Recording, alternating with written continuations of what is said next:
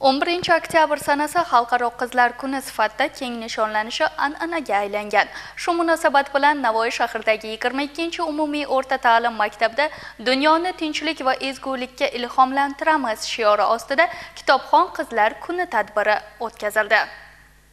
Ushbu tadbir qizlar o'rtasida ma'naviy va intellektual rivojlanishga turtki berish, kitob o'qishga qiziqish uyg'otish va ijodkorlik salohiyatini namoyon qilish maqsadini qamrab oldi.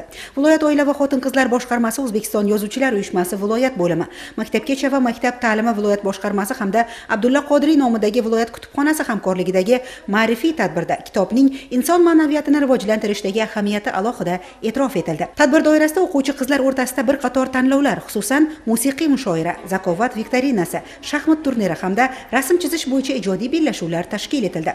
Ularda ishtirokchilar o'z iqtidorini namoyon etib, har biri bilim va salohiyatlari bilan alohida ajralib turdi.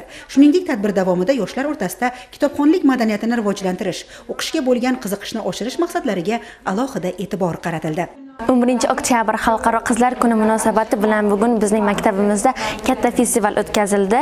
Bu festivalda har xil turli tuman o'yinlar, qiziqarli intellektual suhbatlar bo'lib o'tdi. Shu borada zakovatlar ham o'tkazildi. Men bugungi tanlovda zakovatda ishtirok etib, juda ko'p o'zimni ko'nikmalarimni oshirdim. Xalqaro qizlar kuni munosabati bilan tashkil etilgan mazkur tadbir nafaqat ma'naviy ma'rifiy muhitni boyitadi, balki davlatimizda amalga oshirilayotgan yoshlar va xotin-qizlar siyosatini hayotga tatbiq etishda muhim maydon vazifasini bajaradi. Eng muhimi, qizlarning bilim olishga, ijodiy rivojlanishga, ma'naviy yetuklikka intiluvchanligini yana bir bor namoyon etishga xizmat qildi.